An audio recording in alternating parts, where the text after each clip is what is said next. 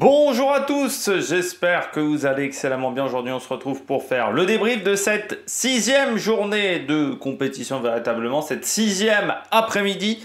On va revenir un petit peu sur tout ce qui s'est passé, on reviendra sur le judo, l'escrime, on fera un petit débrief de ce qui s'est passé, puisqu'on en a parlé déjà ce matin. On parlera également de Kevin Mayer, et puis on verra un petit peu les résultats de la journée, parce qu'il n'y a pas eu que du mauvais du côté de l'équipe de France. N'hésitez pas à vous abonner à la chaîne, à réagir dans les commentaires, à mettre un pouce bleu, à partager la vidéo sur les réseaux sociaux, notamment auprès de vos proches, si vous pensez que ça peut les intéresser. Dans les commentaires, n'hésitez pas à me dire qui vous a plu, qui vous a déçu. Si vous avez les moyens et que vous voulez soutenir mon travail, vous pouvez faire un super thanks et je remercie les gens qui le font.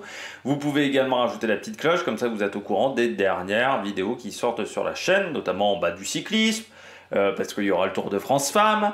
Je ne sais pas trop comment ça sera fait encore le Tour de France Femmes, parce que j'ai pas fait les présentations d'étapes, donc ça risque d'être un petit peu le bordel. L'enchaînement des compétitions fait que c'est un petit peu compliqué. Et puis on parlera également. Il y aura peut-être la Classica San Sebastian également. Et puis il y aura la Vuelta qui arrivera très vite aussi. Où là aussi ça va être le bordel parce que j'ai pas fait les présentations également. Bon, on commence tout de suite cette vidéo avec les mauvaises nouvelles du jour.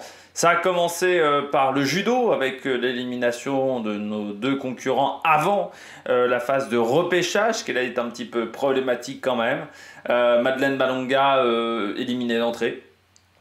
Ça arrive chaque année, à chaque Jeux Olympiques, d'avoir des concurrents, des grosses nations qui se plotent d'entrée. On a eu des Japonais qui ont été éliminés d'entrée. Bon là c'est Madeleine Balonga. Notre Français chez les garçons, Diès, lui a été éliminé après son deuxième combat. Là encore en huitième de finale avant la phase de repêchage. C'est terrible à domicile, mais déjà hier c'était un peu limite, la journée était compliquée. Marie-Ève Gaillet n'avait pas réussi à s'en sortir non plus. Je me dis quand même que du côté du judo, on n'a pas tant que ça de médailles d'argent au final, donc de concurrents qui sont allés en finale. Et je pense qu'on s'est peut-être un peu raté sur certains choix de concurrents. C'est vrai qu'il y a eu parfois des sélections qui ont duré extrêmement longtemps. Parfois ça a été une bonne idée, je pense dans le cas d'Amandine Buchard. Parfois ça n'a peut-être pas été forcément la bonne solution. Et puis peut-être la gestion de l'événement également qui n'a pas été réussie. Mauvaise nouvelle également du côté de mauvaise nouvelle mais auquel on pouvait s'attendre avec Kevin Mayer qui ne participera pas au décathlon. Bon c'est compliqué pour Kevin Mayer depuis 2 ans. C'est un pas en avant, un pas en arrière. Le fait d'être obligé de faire l'Euro, les championnats d'Europe, c'était quand même compliqué. Le fait de faire une compétition derrière les championnats d'Europe, je suis pas sûr que c'était l'idée du siècle. Ce qui fait qu'il a accumulé de la fatigue et forcément au bout d'un moment. Mais de toute manière, tu t'aperçois que c'est de plus en plus compliqué pour Kevin Mayer. Déjà qu'il se blessait souvent avant, là maintenant, c'est quand même, il est plus souvent blessé qu'au top de sa forme, Kevin Mayer. C'est dommage parce que c'est une possibilité de médaille quand même en moins.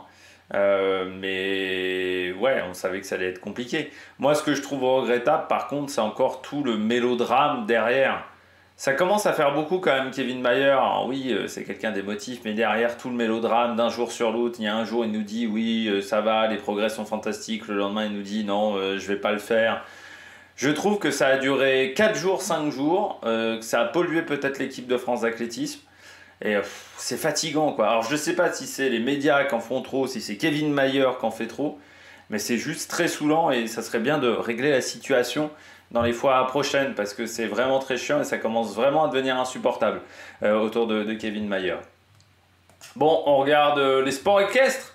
Bonne nouvelle pour nos Français du côté du saut d'obstacle. Qualifiés pour la finale avec un score de 228-44 et vous voyez que c'est très serré parce qu'on a fait 228-44 mais nous on est qualifié après parce qu'on a fait 12 fautes. Si on fait moins de fautes, vous voyez, on est au niveau des équipes de tête, donc il faudra commettre moins d'erreurs. Mais l'équitation est au rendez-vous quand même sur ces Jeux Olympiques et ça fait plaisir. Tennis de table, il y avait Calderano qui avait battu Alexis Lebrun qui a battu également Wu Jingjiang, donc qui va en demi-finale. En volleyball de plage, Liana Paula ont remporté leur match face à une paire égyptienne.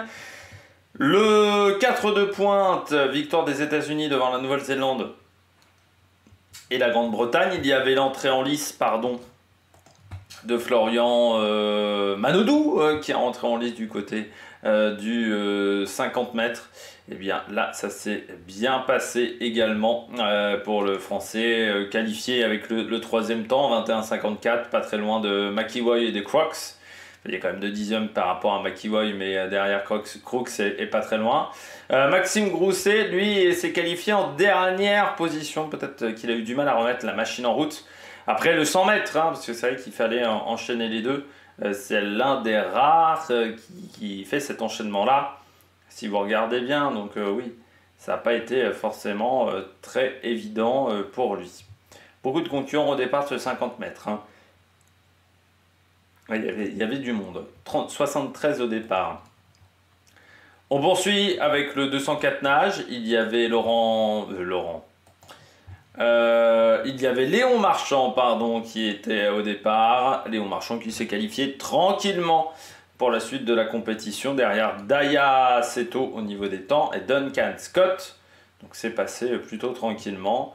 Pas de grande surprise parmi les éliminés, à part 2 non-participants. Mais la fatigue commence à se faire sentir également au bout du 6e jour de compétition. Du côté de la natation, on est quand même bientôt à la fin du programme qui aura lieu dimanche. Du côté des 66 kg, c'était le 8e de finale. Victoire de Surmeneli, de Suwana Peng et de Khelif. Iman Khelif qui s'est qualifié, Karini qui a abandonné. Ça a fait un peu polémique. Il faut savoir que Iman Khelif est dans la même situation que Casper Semenya. C'est-à-dire que c'est ce qu'on appelle des concurrentes androgynes. C'est la même polémique qu'avec Casper Semenya.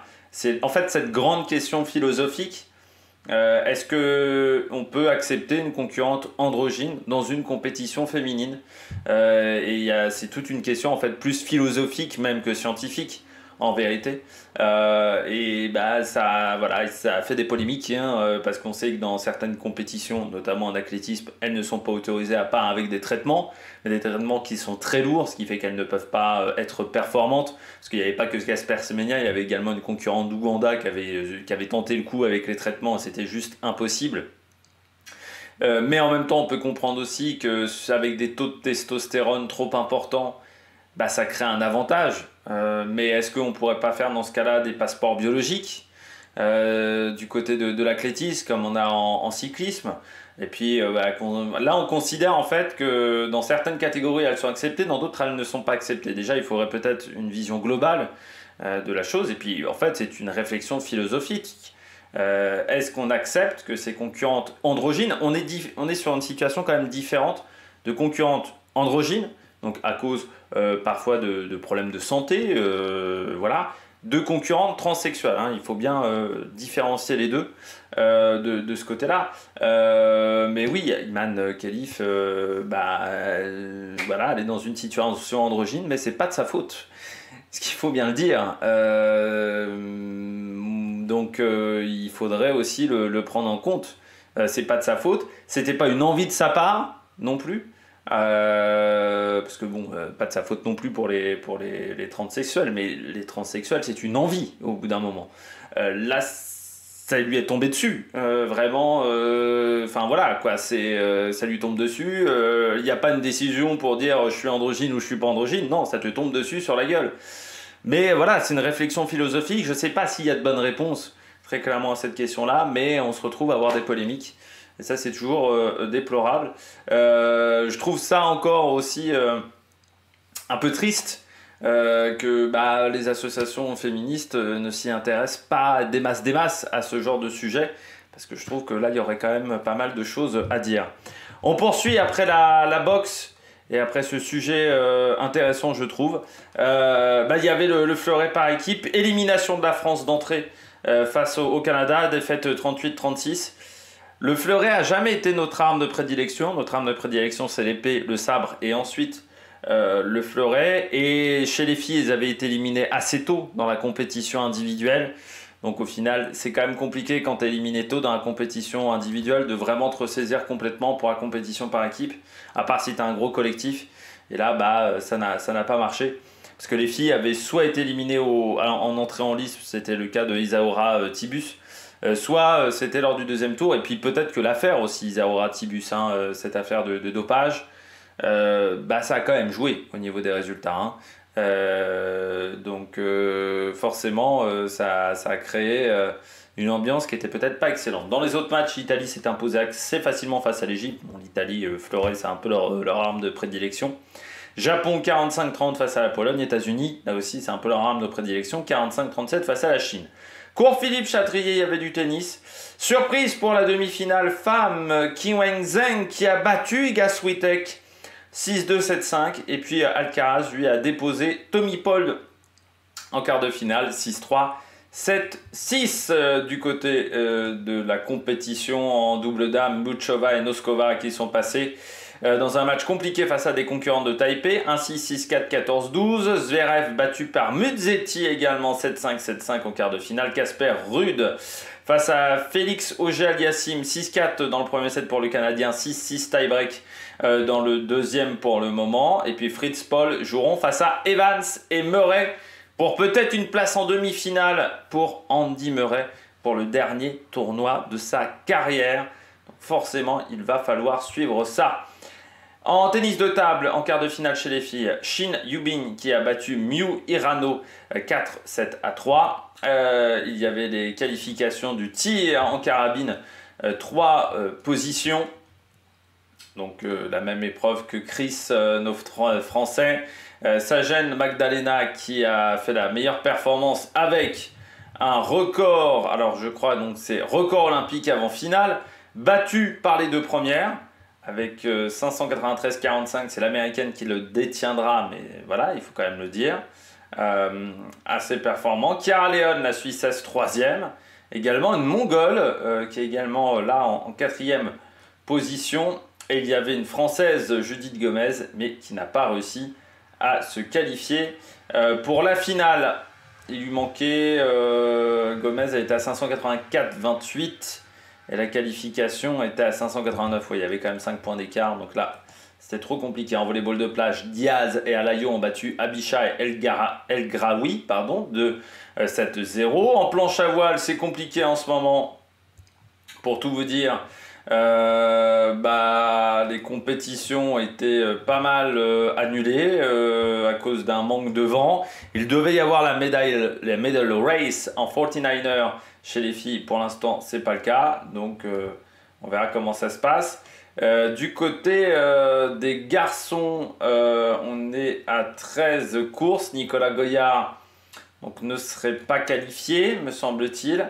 Mais c'est après 12 courses. On ne sait pas trop comment ça va se passer pour la suite du côté de cette catégorie. Mais oui, Nicolas Goyard, si c'est les résultats finaux, c'est pas bon du tout parce qu'il n'est pas qualifié, tout simplement, pour la phase de quart de finale. Et ça serait quand même une déception.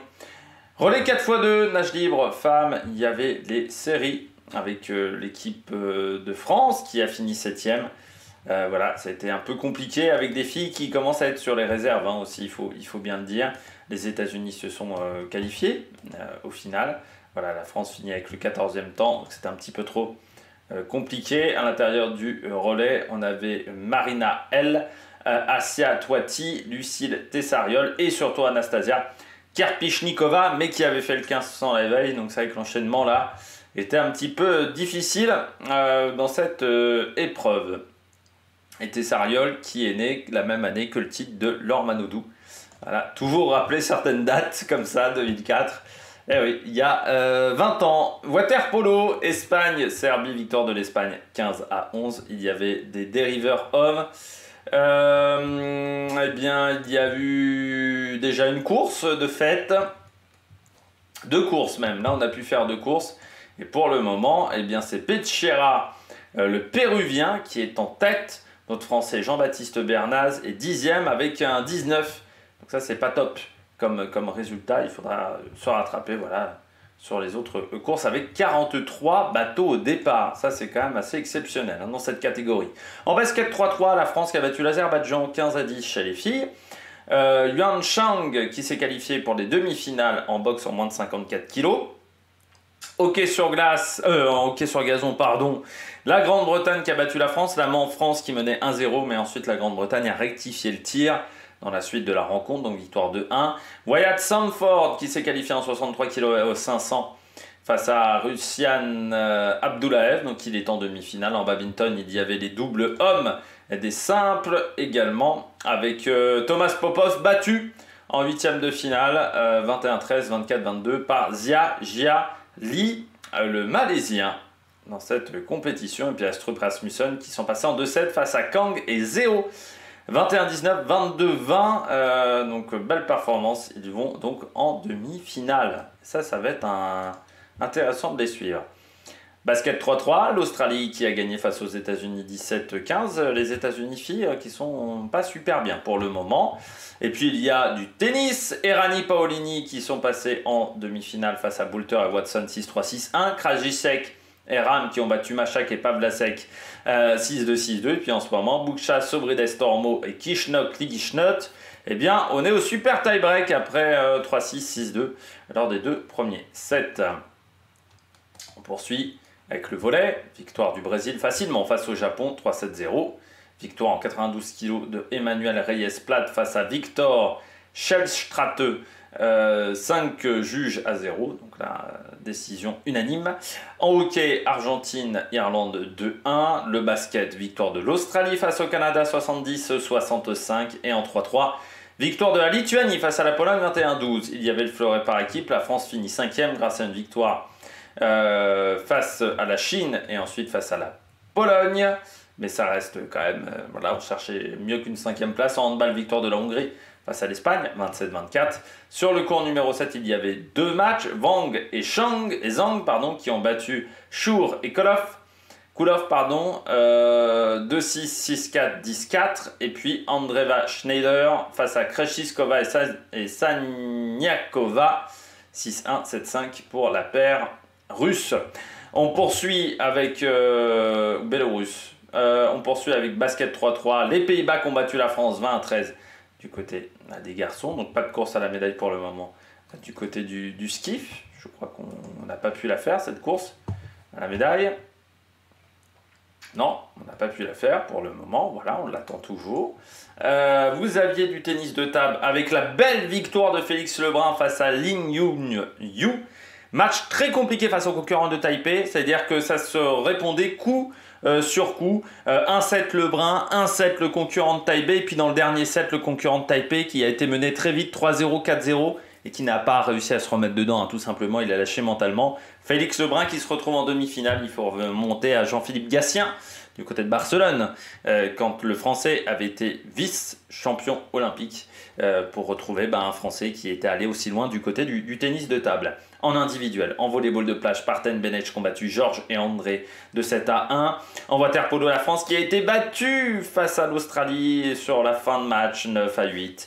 Et puis en moins de 50 kg en boxe, victoire d'une Finlandaise, d'une Turque et d'une Kazakh assez facilement à chaque fois, 5 décisions à 0. En canoë-kayak slalom, il y avait les demi-finales. Le Français s'est qualifié pour la finale Titan Gastrique avec le troisième temps final qui avait lieu un petit peu plus tard dans la journée. En tir à l'arc, il y avait des épreuves, mais certaines ont été déplacées. Baptiste Hadis, par exemple, s'est qualifié pour les 16e de finale. Il va affronter Alex Viseux. Et je vois qu'il y a des des petits panneaux intention. Donc ça veut dire qu'il y a des matchs qui sont reprogrammés, déplacés. Dans ce genre de quoi. Donc Baptiste Hadis qui aura un match face à Alex Viseux qui s'est imposé face à Li Zongyang, un Chinois 6-7-4. Ça ouvre peut-être un petit peu le tableau, cette situation-là. Beaucoup de voile donc, qui est décalé. Du côté des filles, en tir à l'arc, Caroline Lopez qui a remporté son 32e de finale, mais qui ensuite a été battue en 16e face à Noda Satsuki, la japonaise. Et puis là, ça continue de concourir jusqu'à 20h, quelque chose comme ça. Il y avait les finales de l'escrime. Voilà, la France qui a battu la Pologne, comme je vous le disais, 45-44. La Chine qui a battu l'Égypte, 45-18. En judo, la France qui a battu assez facilement l'Angola avec Cléopâtre Darleux dans les cages, et ça fait plaisir parce que depuis 1 an et demi, c'est quand même la galère pour Cléopâtre Darleux. Voilà, elle avait eu un gros trauma crânien et elle a eu beaucoup de mal à s'en remettre.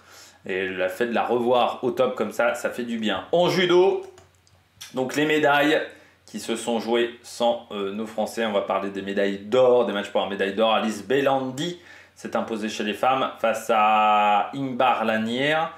Patricia Sampaio a remporté la médaille de bronze comme Zanzao Ma.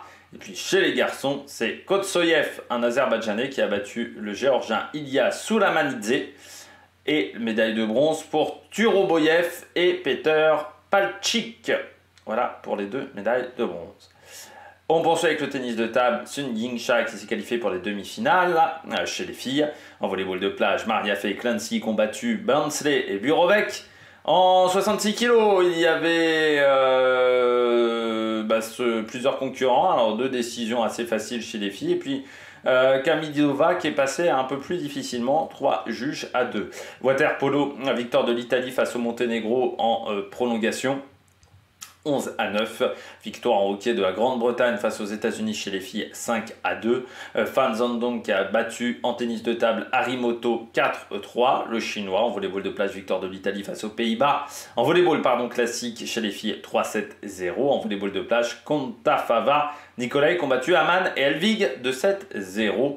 Et puis il y avait les failles en 54 kg. C'est passé pour Cholmi Pang, la nord-coréenne, et pour Atis Agbas également dans ces 2 rencontre. La France qui a battu assez nettement le Nigeria 75-54. Et puis il y avait le canoë kayak slalom, je vous le disais, ça a été la médaille de cet après-midi avec Titouan Castrik, 19 ans. Et ce qui est assez fort, c'est qu'à 19 ans, il perd pour pas grand-chose face à De Gennaro. Vous voyez seulement 2 dixièmes. Ça a été très très serré. Vous voyez que Jakub Griga, 6e, est à moins de 2 secondes. Donc c'est vraiment rien. Ça a été un gros combat. De Gennaro qui a été très fort en fait il y avait une zone où il y avait pas mal d'eau. Enfin, ça faisait une grosse vague et beaucoup de concurrents ont planté à cet endroit-là. Notre Français a planté à cet endroit-là et De Gennaro lui a peut-être joué un peu plus sa sécurité, mais s'en est très très bien sorti dans cette zone-là. Les 2 dixièmes sont là. Mais Titouan Castrik, 19 ans seulement, dans une catégorie où souvent on arrive un peu plus tard. Moi je me souviens quand Tony Estanguet est arrivé. Tony Estanguet, il arrive pas si jeune que ça, il doit arriver à 24 ou 25 ans. Vous voyez la différence quand même, c'est assez incroyable Titouan Castrik. Donc très très belle performance du Français, vice-champion olympique. Ça appellera certainement d'autres médailles et pourquoi pas également une présence à la fois en canoë et à la fois en kayak à l'avenir. En hockey, victoire de l'Espagne face à l'Afrique du Sud 1-0. En boxe, Sofia Noumia sans aucun problème face à Kovac pour les demi-finales, donc ça fait plaisir.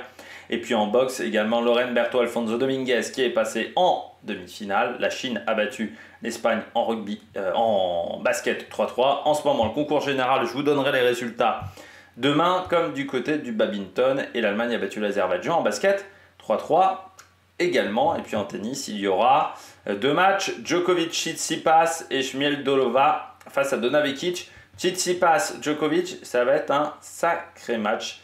Puis il y aura l'escrime, la soirée du côté de la natation, le hockey, la BMX également à partir de 20h20. Donc voilà un beau programme pour cette soirée de compétition. Et puis du volley pour les filles en volleyball de plage et pour les garçons et pour les filles également en volleyball classique. Voilà. Donc voilà une journée un peu moins prolifique en médailles, mais demain, vu qu'il va y avoir toute la voile, ça va être intéressant. Et puis on espère qu'au niveau du judo, on espère surtout que ça ne sera pas éliminé au premier tour, notamment du côté de Teddy Riner. Bon, j'espère que vous avez aimé cette vidéo. On se retrouve demain. Et puis ce soir, il y aura peut-être 1 ou 2 shorts, notamment du côté du BMX. N'hésitez pas à vous abonner à la chaîne, à réagir dans les commentaires, à mettre un pouce bleu. Et ciao ciao sur l'Amérique Production.